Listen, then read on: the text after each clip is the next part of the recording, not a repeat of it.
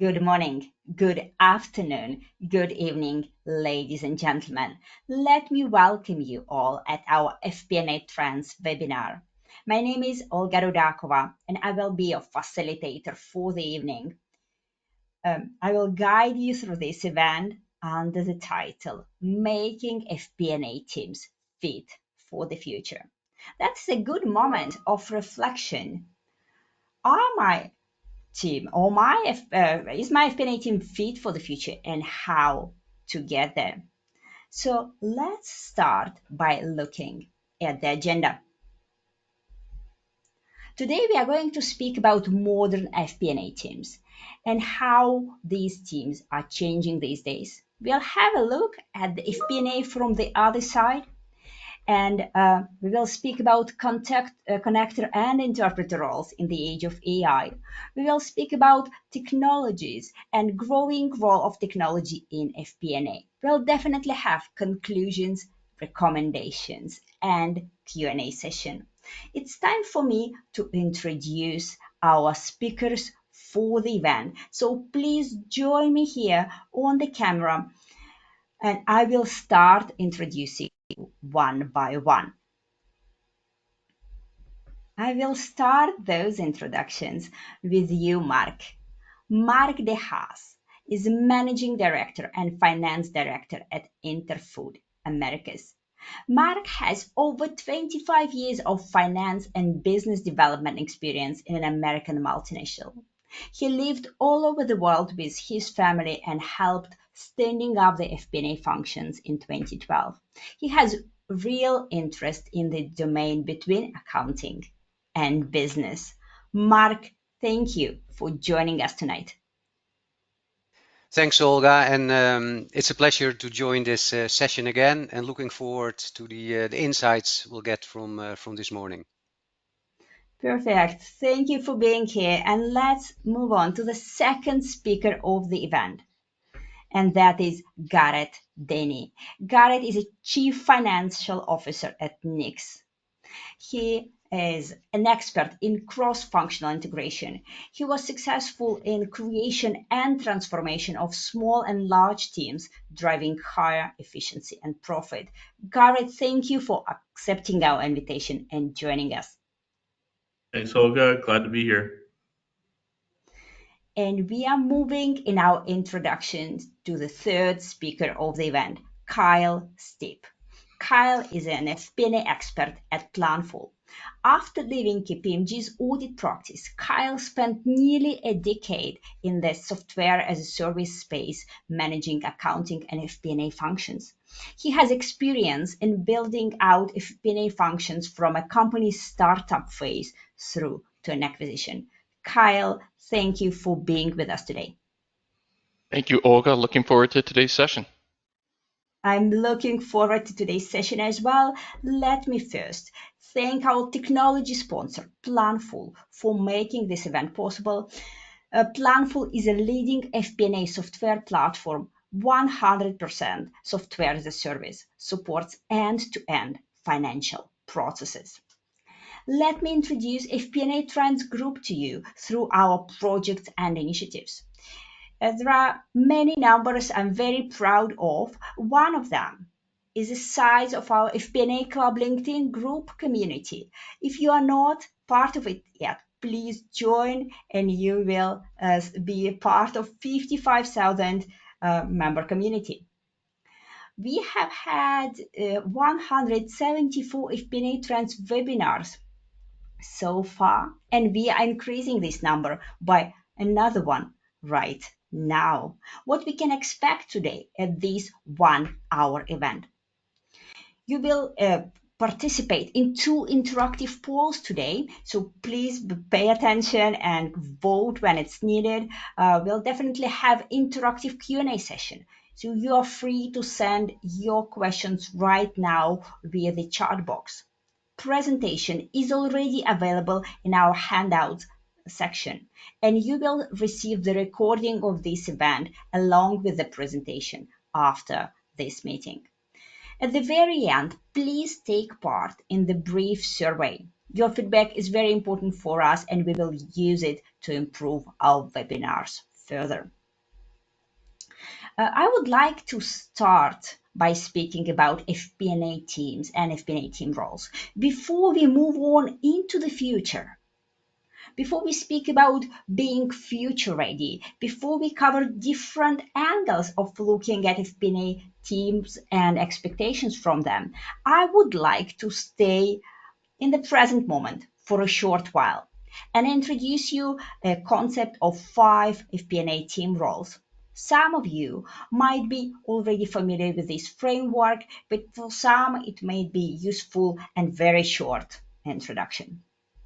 These are 5 roles. Let's start with an analyst, and that's a role you definitely have in your FP&A team. That's most traditional role that uses a lot of Excel and spreadsheets. It provides traditional quantitative analysis, support for forecasting or operational insights. Another important role is an FP&A architect. That's a bridge between finance and IT. And that's a person responsible for design and implementation of scalable FP&A systems. Another technology-oriented role is FP&A data scientist. And that is a bridge between finance and data science. FP&A data scientist uses more advanced analytics, advanced statistics, machine learning, artificial intelligence, and other tools to get deeper to the cores of the problem or get to predictive analytics. FP&A storyteller. That is someone who is using all the insights discovered by analysts and data scientists and presents them in a format of a story, which is understandable, which creates this emotional connection and motivation. And the last role out of 5 is an influencer. That is a person who uses his experience and business acumen to affect business decisions. So these are crucial 5 roles of today. You might not have all of them right now in your team, and by the way, 5 roles does not mean 5 different people. You can have bigger or smaller teams, but these 5 roles should somehow be covered. But that's not the end. These roles are evolving and expectations from FP&A teams are changing. And here are some visionary key roles or some visionary tasks FP&A might perform in the future. And maybe it's already starting in some teams presented here at the event.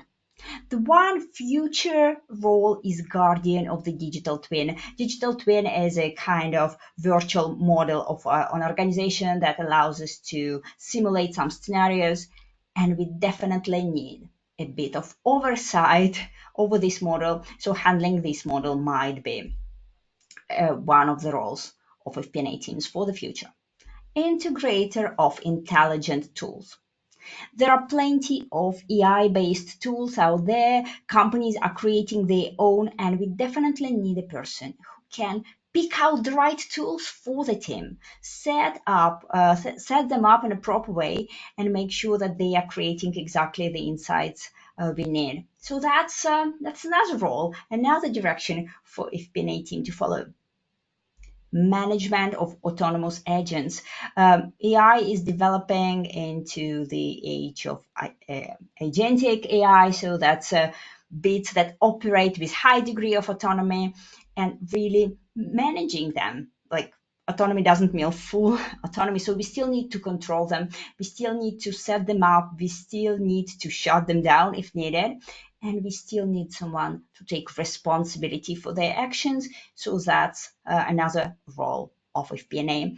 And actually that is connected to the last one, steward of responsible AI. Someone, and that's another discussion if finance or not, should keep an eye on all the laws on AI in that particular environment, and someone should be responsible for creating company policies on AI, policies that are in line with laws, that are in line with values of the organization, and set clear responsibilities regarding AI.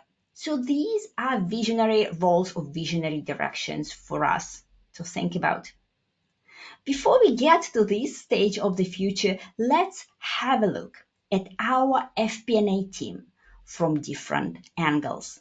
And the first angle we would like to cover is a view from the managing director standpoint. Mark De Haas will be speaking about FP&A from the other side.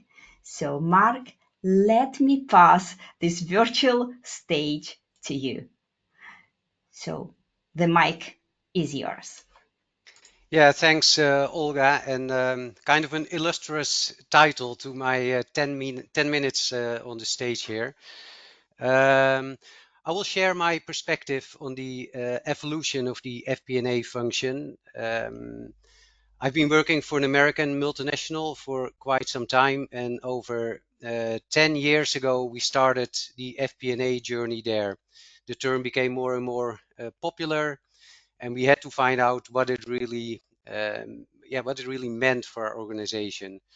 Many of the roles that Olga just described in the little 5-role model were developed over time. And when I left that company in 2022, I can say that we left the organization with a pretty mature FP&A function that we're all proud of, and it was a function that was recognized by management teams and the broader organization. So a very interesting journey. It became more interesting when I joined Interfood about 18 months ago, also a multinational, but a lot smaller. We are trading dairy all over the world, and we're transporting that product as well all over the world. So a smaller, but still a true multinational. When I started here 18 months ago, I found a finance team, which was, I would say, a more classic finance organization. I think 80% was focused on management reporting, tax, some KPI tracking, of course, compliance, treasury, and the hardcore accounting. But there were also some FP&A activities there. Margin analysis was being done, but still at a fairly small scale. So I think about 80% of our finance capacity, the capacity of the whole team, was spent on classic finance and accounting, and about 20% of the capacity was spent on FP&A. Now, when we found it out, or when I noticed that, I also saw the opportunity to build out the FP&A team, and that's not something I could do alone. So obviously started with a bit of a strategy session, polling the main stakeholders in the organization, which for us is the commercial organization, to find out what do they expect from FP&A. And again, a lot of the classic themes that have been passed the FP&A board over the last few years came across. We built out a longer term plan. I noticed that you cannot achieve everything in 1 year, although you typically want to do that, but it's impossible. So we set KPIs 18, 24 months in the future, and started to build the FP&A organization on a nice foundation. We spent quite some time on margin analysis, performance reviews led by the FP&A team. So that built the bridges between our most important stakeholder. We try to get some benchmarking information. Are we doing better or worse than the competition? Are we growing faster or slower? Are we on the right track? Still quite some ground to cover there, but bringing the outside in is something that is important for FP&A. Of course, we're monitoring our key competitors. What are they doing? Are they changing their strategy? Why are they doing that? What's happening in the market? Are there developments that we should be aware of? And then, yeah, my personal hot button forecasting. We've made some steps, but in the previous organization I worked for, that was a very mature IBP type of process. And that's for me the North Star for Interfood. We've made some steps, but still, yeah, quite some ground to cover. Yeah, and then I think most of the people on the phone will recognize this as well. We're supporting other functions with pieces of analysis, being the guardian, the custodian, or at least have access to a lot of data the supply chain organization reaches out for help. And we do important parts of cost analysis for them. Yeah, and then I think also the ad hoc analysis takes up quite some time for us. So if we close longer term trades, if you have new trade flows, typically the FP&A organization dives into the nitty-gritty details of those trades. So again, it's not something you can achieve overnight, but all important components to build out a mature FP&A organization. Since we're a smaller organization, I do think it's important that you look a little bit at the center of these two circles. There's a lot of complementary skills between accounting and FP&A. All of them have their unique skills and focus areas, but it is important that they work together. So I treat it here within Interfood as one finance team with different specialities. So I think today we're at about 50-50, so 50% of the finance capacity on classic accounting and reporting, and about 50% focusing on the FP&A skills. Now, about a year ago, I moved into a more general management role, which made it super interesting to see FP&A from the other side. And having lived FP&A from the other side for a long time, it was easy to recognize some key capabilities. So maybe the 3 bullet points on the left. My personal view on where FP&A really brings a lot of value is forecasting and scenario planning. It doesn't really matter how sophisticated you are, but having some forecasting is critical. Then bring the outside in. What's happening in the outside world? What is the competition doing? What are our customers doing? What are changes in requirements? So I think bringing the outside in is a critical skill. And then the last one, storytelling. Olga mentioned it in her introduction, is one of the 5 roles. I see this as also one of the critical ones. There's a big difference between being right and telling the right story, but then being believed and more importantly, making sure people change their opinion and act on it. That's a whole different ballgame. So this storytelling, maybe it sounds soft, but to bring your message across, get buy-in, super critical and something you need to practice and build out over time. Now, I want to close off with a link to using artificial intelligence. The FP&A board conducted this study. So those are the 4 bubbles on the right.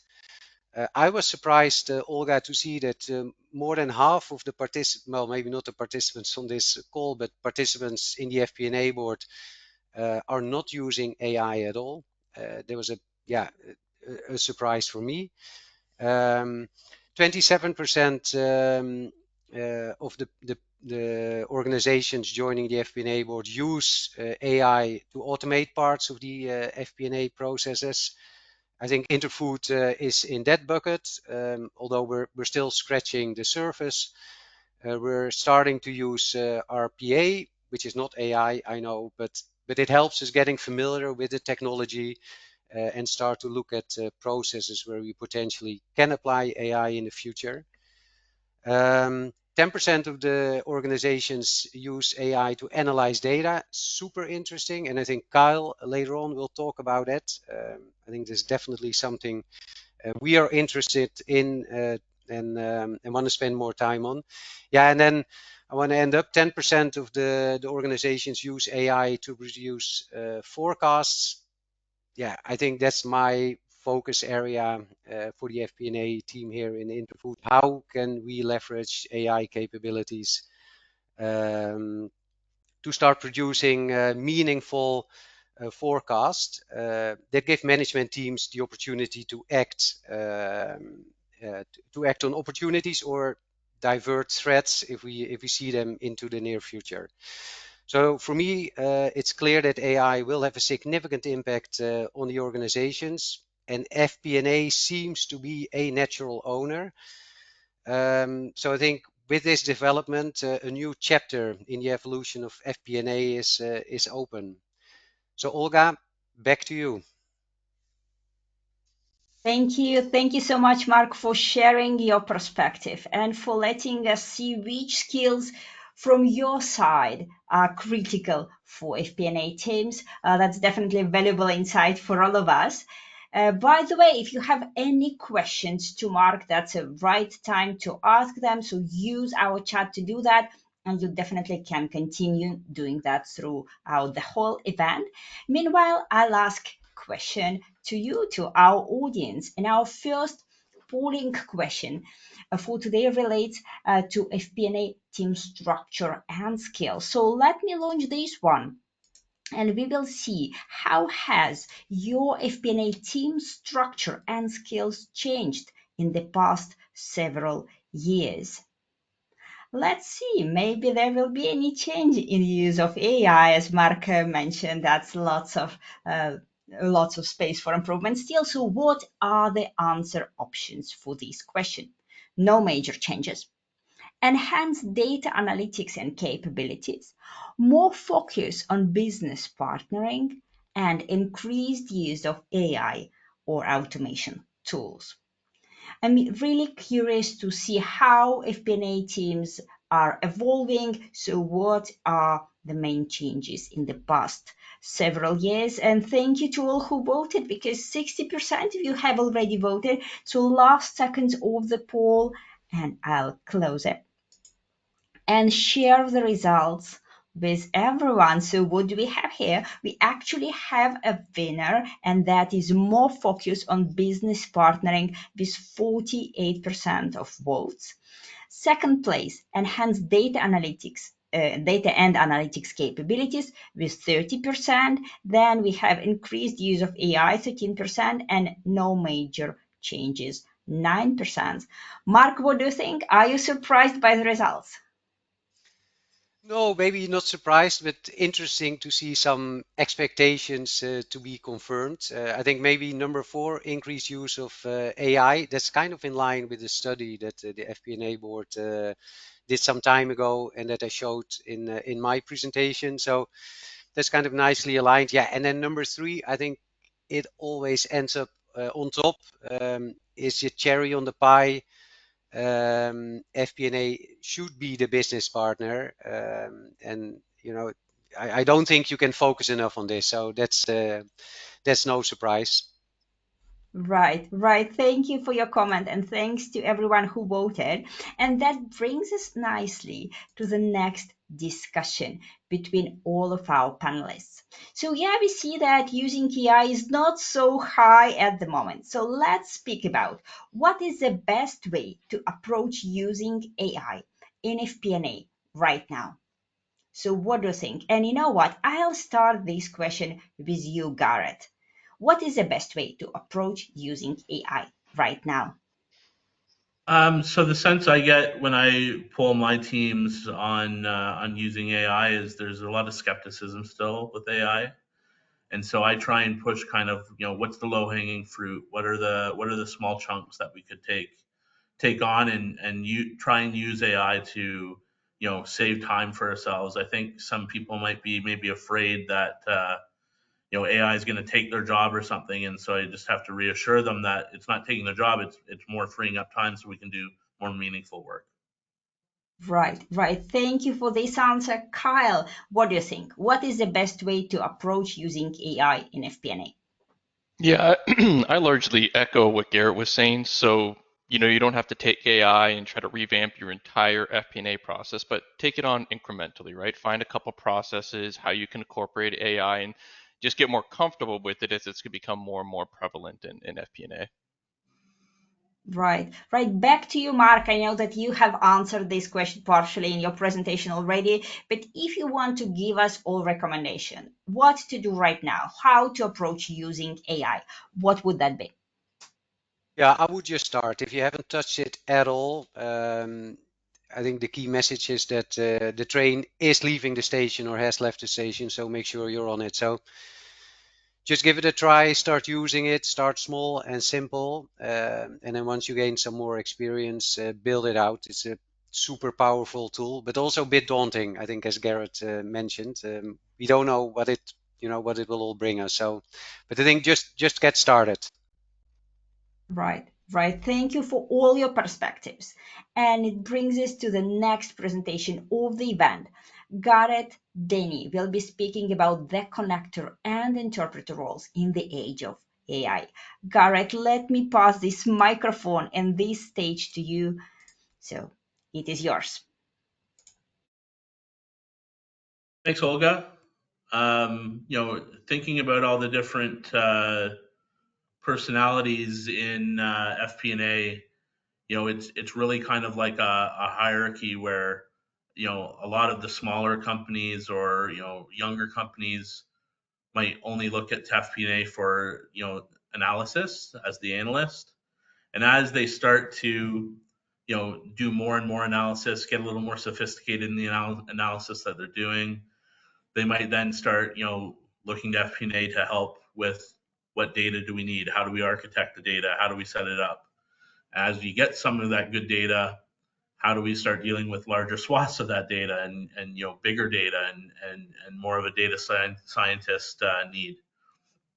As you get your data down and in a good place, you know you've heard the term data rich and information poor. FP&As look to take that data and turn it into meaningful information. So that's where the storyteller really becomes important in an organization.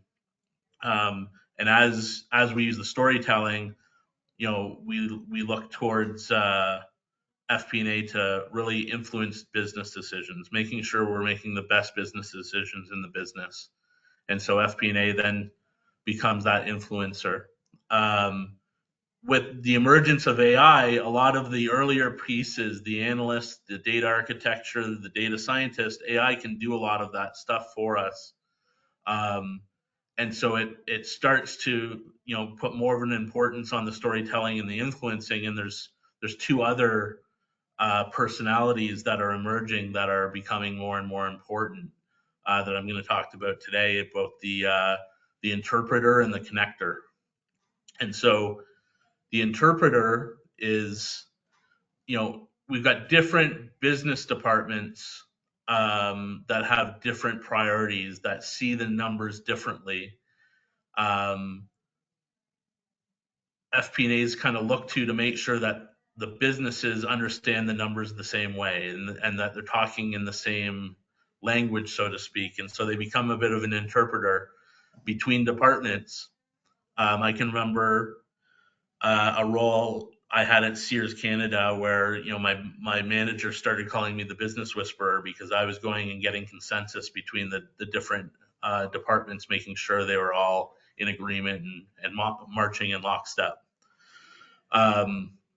So thinking back, management at Sears, the management team, the CEO, the CFO, they would look at the P&L, in a given week or a given month and see, a low margin rate, and they didn't like that, and it was because the merchants, the buyers, were clearing out of inventory, and so they would go to finance and say you need to stop them from clearing out that inventory so deeply.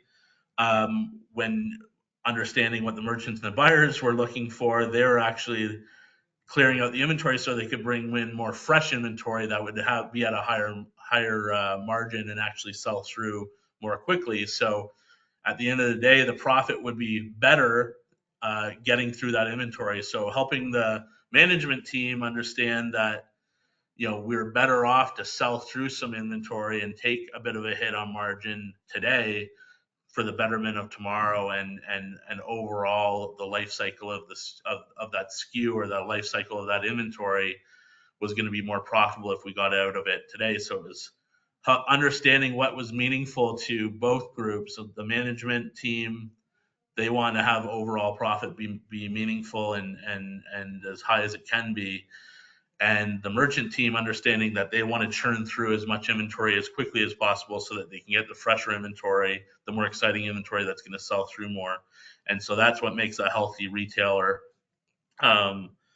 churn and be profitable. And so making sure that those departments and those areas understood each other and understood why each was doing what they were doing was a big task that FP&A was taking on to make sure that we were interpreting the results of today, that what they meant to both today and tomorrow. So that was a big interpreter type role that FP&A, as an example, would take on in a big retailer. If we think of connector, to me, this is becoming one of the most important personalities. When you don't want to have disconnected plans between departments. You want to make sure that your warehouse has enough labor in place to churn out as much inventory as you can at a D2C or brand retailer. So they have to be connected with what the marketing plans are, because if you're planning a big sale, they need to know, okay, we're going to have 5x the amount of sales that we normally do, and so we need to plan accordingly from a labor perspective and make sure we're getting the inventory or the orders out to our customers in a timely fashion, and we don't have upset customers. So important for finance and FP&A to play the role of connector in between those departments, and even more importantly, between the different types of plans. An example of a strategic plan could be created in isolation, and you might have a financial plan that somewhat mimics what's in the strategic plan, but if there's no operational plan in between those connecting them, you haven't lined up the resources that you need to make some of the things happen. You're going to be behind on your strategic plan, and you're not going to get the financial results that you're looking for. So it all falls apart if those things aren't connected. One big thing that I'm passionate about is long range planning. When I first started at Knix, big successful company, and we were coming in, and the operators were kind of just operating day to day, not with much operational planning. It was not connected to any financial plans, so we didn't know if what the operators were doing was actually going to achieve what we had as financial targets. We had a strategic plan, and the financial plan, the strategic plan somewhat did mirror each other, but we were way behind in the strategic plan because we weren't lining up the resources that we needed. We weren't thinking ahead on the operations side to make sure we were getting everything in line to achieve what we were planning for strategically. And then the financial plan just was completely disconnected then, because hitting any of those numbers would be purely coincidence. And so we implemented a long range planning process where we could then look ahead, first do the strategic plan, then start planning the resources, map out on a timeline how long it was going to take to operationalize all the plans that we had strategically, and then make sure the financial plans connected to those on the same timeline.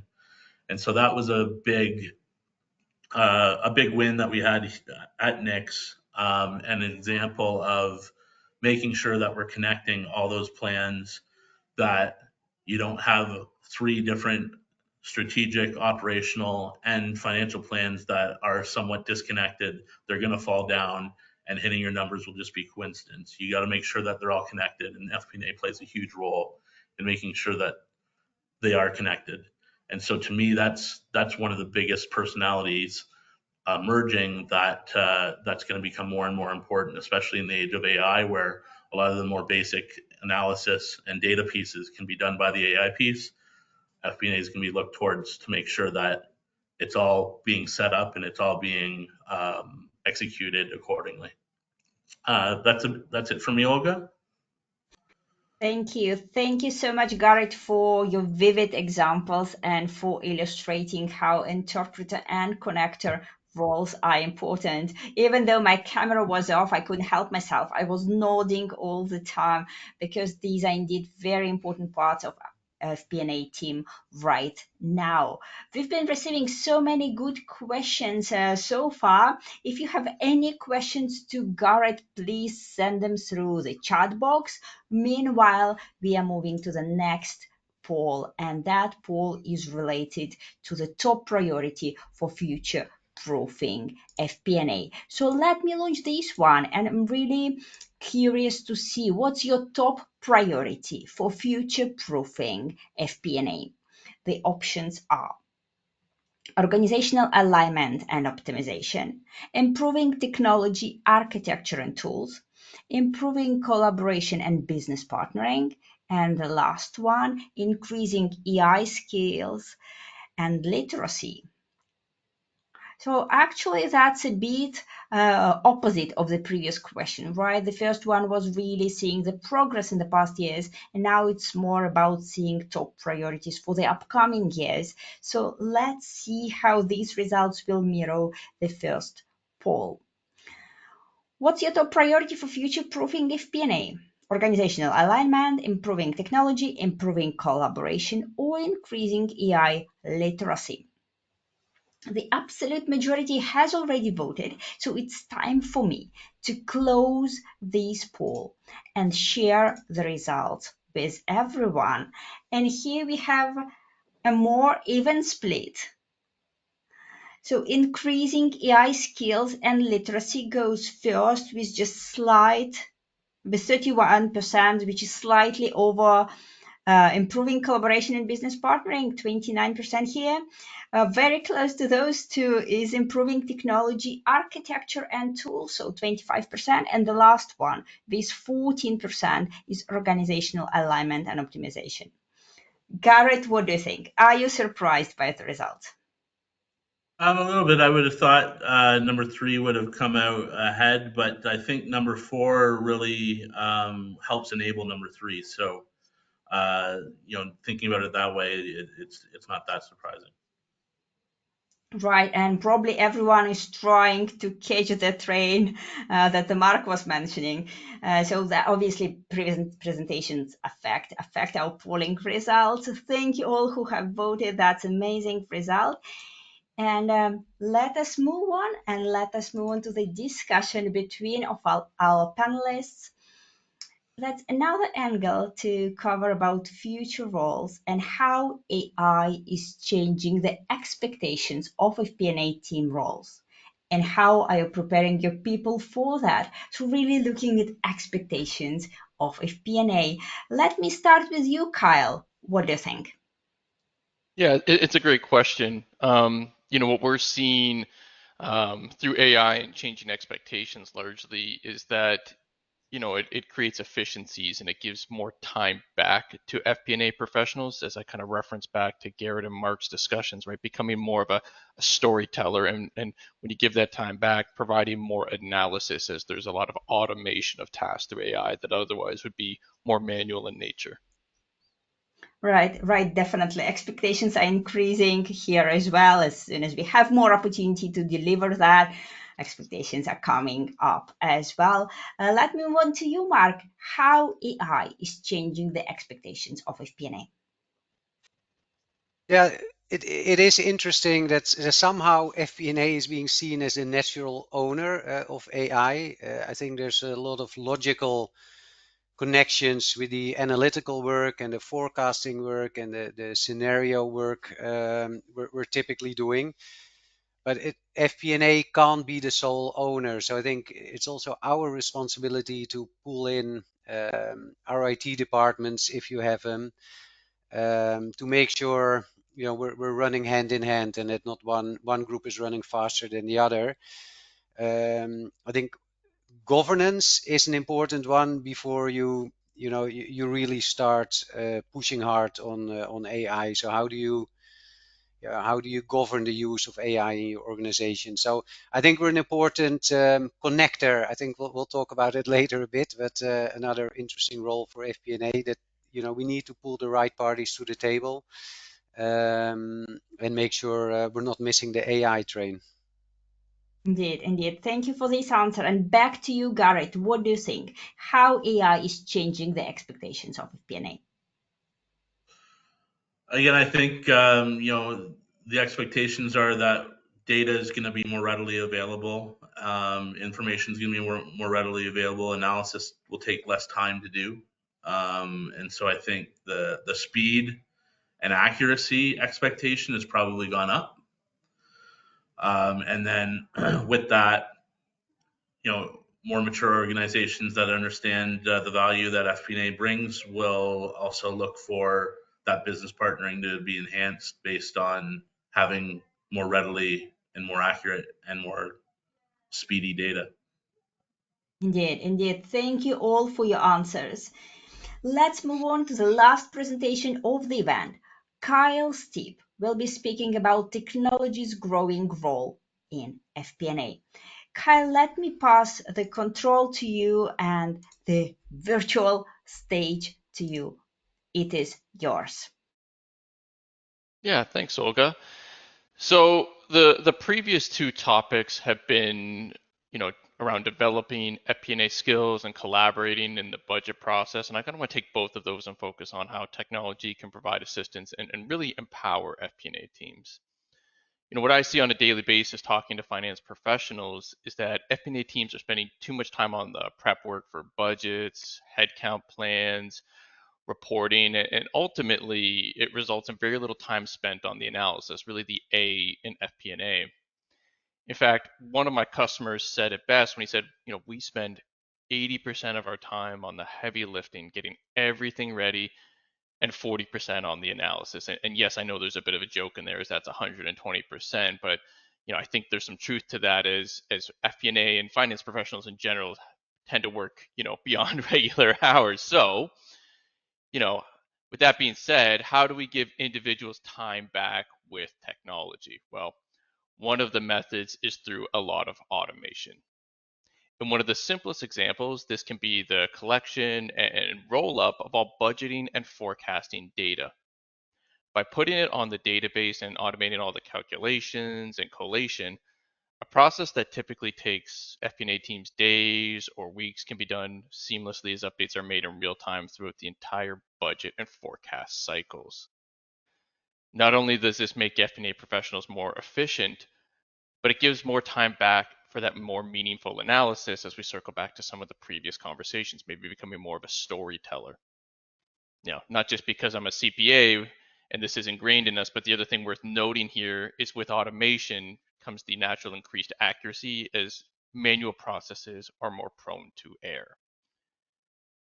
Now, the second point here, as we think about technology and FP&A versus traditional spreadsheet methods, is scalability. When we think about making updates to a forecast, such as a 3+9 in Excel, there's the pain of adding actuals, rolling formulas, and just really ensuring nothing breaks along the way. Through technology, we can process new scenarios with a few clicks and bring in that updated accounting, operational, and statistical data without the heavy lift of manually updating every single file and every single formula. I think back to my time as a director of finance and industry and just how much time this would have saved me when I was preparing a data room, getting a 5-year model ready for an acquisition. I think I was on version 27 by the end with things breaking along the way. It was more of a manual process. The third item I wanted to discuss is around collaboration, right? As we go once again full circle on the theme of this conversation today. And traditional budgeting communication within spreadsheets is often through a note or a comment, and oftentimes it goes overlooked or missed. We have good intentions to address a comment in tab 1. By the time we're on tab 10, it's overlooked. And if these methods aren't being used, then it tends to be more through emails or office communication tools such as Slack. Through technology, we've really centralized the FP&A process by having everything in a single source of truth, and in turn, it becomes more distributable and leads to better involvement across teams. As an example, commentary can live on a database now, or even a specific intersection of data. So users can tag individuals, build a running report on variances and actuals, and provide others visibility without having to worry about the traditional pitfalls of communicating within a spreadsheet. In fact, when we think about it being more stored centrally, it also becomes more valuable as when we go to do that budget or forecast in the next year or the next quarter, we don't have to comb through multiple sources just to really understand how that information came together because it's readily available on a database.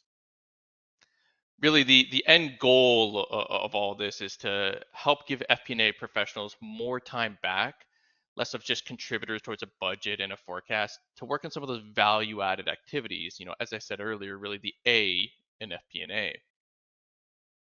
Now, as we take this one step further, I'd like to walk through just a couple of ways which we've seen AI applied in FP&A. The first of which is projecting figures. So applying AI, we can use historical information to come up with future estimates. We see FP&A professionals using this as a starting point oftentimes for various departments and functions to really give them the foundation of their budget, right? Maybe they want to just go in and make a few adjustments, but they have that baseline. As we circle back on communication, right, this is also one of the ways we help FP&A teams build relationships across the other departments and functions that they collaborate with throughout the entire year. A second way which we can apply AI is through more of anomaly detection. So in contrast to my previous point, let's say our FP&A teams have done a bottoms-up budget using AI. Or sorry, have done a bottoms-up budget. Using AI, we can automate the review of the budget to determine if anything looks out of the ordinary before that final submission. So think of this as having a second or third set of eyes over your information to catch some of those potential transposition errors, or maybe somebody keying in an extra zero. Now, this isn't limited to more of that forward-looking perspective either. As we think about the role of an FP&A professional, looking back maybe at budget to actuals, this can be applied also to, let's say it's a 12-month trended view or just a quarter in review to help catch anything that looks out of the ordinary.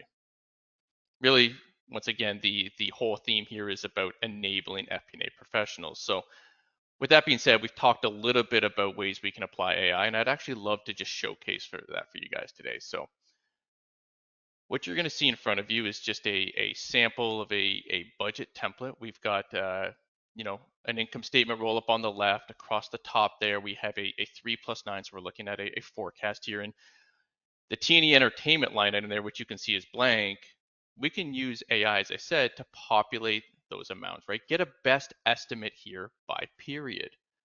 So once we apply that, now we've got that baseline or that foundation. We aren't stuck with those numbers. Let's say we have a new conference as we're looking at entertainment, we can certainly override them and adjust them. But once again, it helps work with other teams to build that collaboration and give them the starting point. Now, on the other side of things, as I talked a little bit more about that anomaly detection here, all we're doing is saying, hey, help me understand, is there anything here that seems out of the ordinary? And now the system has highlighted it using a little bit of materiality between low, medium, and high. And it doesn't mean that these numbers are wrong, but the system, or AI rather, has pointed out, here's a few numbers you might want to look into maybe before it goes up to that final approval or that board submission. So, 3, 6, 9 months down the line, whatever the case is, you're not having to untangle why this was acceptable, right? So as you can see here, we have a little bit of a range through that gray chart there, collar up and down, and we've fallen well outside of it there with that 50K on that red dot. And from here, if it was acceptable, we could just resolve it. So at a very high level, this is just a couple of ways which we've seen AI being applied in the FP&A space. And with that, I'll send it back to you, Olga. Thank you. Thank you so much, Kyle, for your practical examples. You know what? Just before your presentation, we have received multiple questions asking for practical AI use examples. I'm pretty sure that your presentation has satisfied and answered most of those questions. That's great. If you have more questions, please still send them, even if we won't answer all the questions during this event. We will answer some of them in writing afterwards. So please don't hesitate to send more questions if you have them. Meanwhile, let us move to my favorite part of the event, and that is key takeaways. I would like to invite all of our speakers to join on the camera. And the question I would like to ask each of you: if there were one idea, one thought we should remember from this event, what would that be? What do you think was the key idea of today's event? Let me start with you, Mark. What is your key takeaway? Yeah, my key takeaway is that there's no shred of doubt in my mind that AI will start to impact the FP&A function. So if you haven't started, I would say get started even today. Definitely. Thank you, Mark. Garrett, what is a key takeaway from you? I think AI is not to be afraid of. It's not there to replace anything. It's there to enable better FP&A work and better business outcomes for your company. Right, right. Kyle, what do you think? What is a key takeaway from you to us? I think Garrett and Mark both said it really well. I would just echo, technology really and AI enables FP&A professionals to work on more of those value-added activities, and as we go once again full circle, really become more of those storytellers with the analysis piece. Right, right. Thank you all for your inputs, for your wisdom, and we can safely move to Q&A session. We have received plenty of questions today, so it's really hard to pick one. I'll start with you, Garrett, and I have question addressed directly to you. It goes like that. Hi, Garrett. What was your secret sauce in making the long range planning tangible component for management business steering? So avoiding this long range planning just being a strategic set of numbers. So how to make it real for business steering? So if you think of the budgeting process, a lot of companies will start, if you go on a calendar year, they'll start their budgeting process in the summer and kind of finish it, mid fall and then going into the next year. And so that's a lot of the time there's not enough runway to put into action a lot of the things you need to that you want to for that next year. And so you actually start a long range planning process, you separate it from the budgeting process. And you really have to, hit home with the notion that targets and budgets are separate. And that process we usually start in February. So we start a long range planning process in February that goes till June.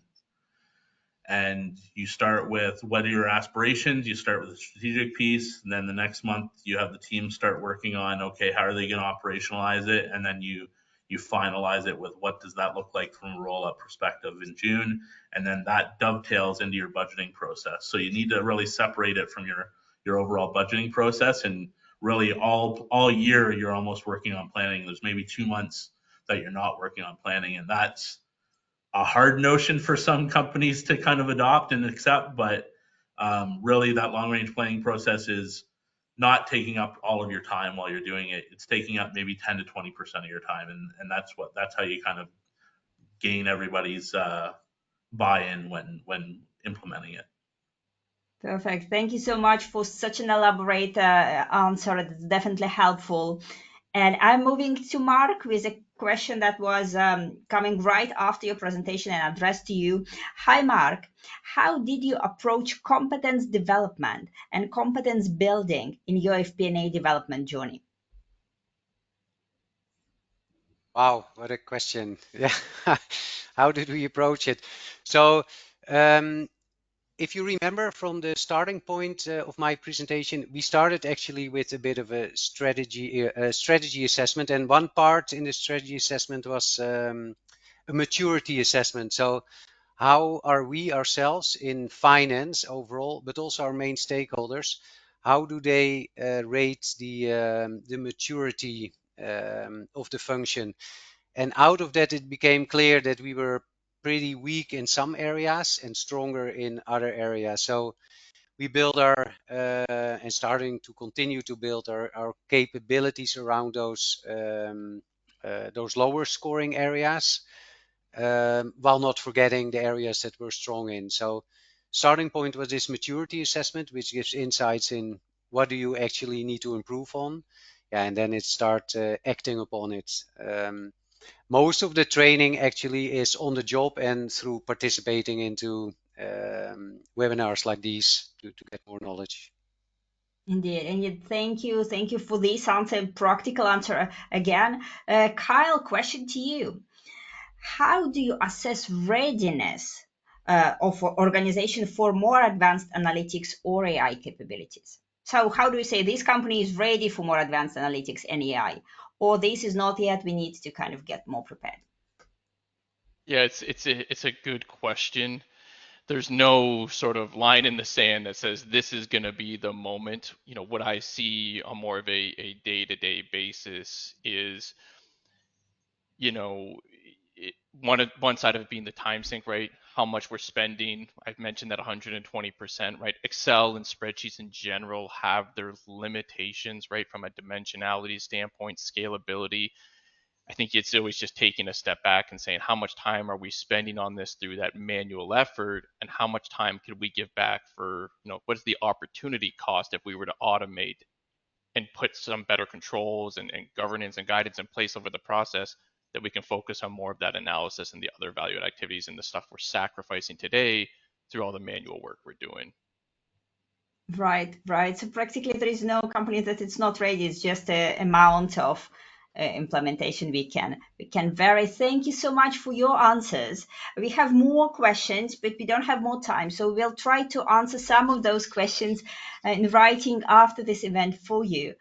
Meanwhile, what I would like to do now is to invite all of you to the upcoming FP&A Trends webinars happening in summer. So really to develop your knowledge, as Mark was saying, even during vacation season. So we'll be meeting on June 18th to speak about FP&A analytical transformation and how to unlock it.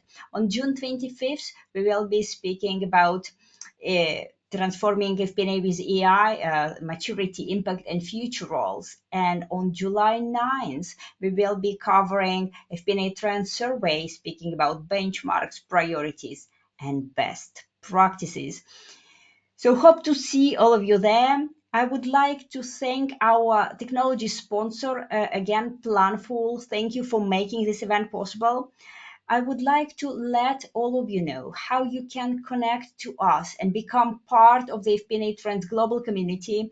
There are plenty of ways doing that. You can subscribe to FP&A Trends Digest. You can join our LinkedIn group. You can follow us on YouTube or X. That's it from me. Huge thank you to all of you who joined us live and who actively participated in polls and asked questions. Huge thank you to all of the panelists for sharing your wisdom and sharing your practical examples with us. Don't leave just yet. There will be very short poll after this webinar. Please take like 30 seconds to fill it in, and it is very helpful for us to improve further. Have a good day, have a good summer, and see you very soon. Goodbye, everyone.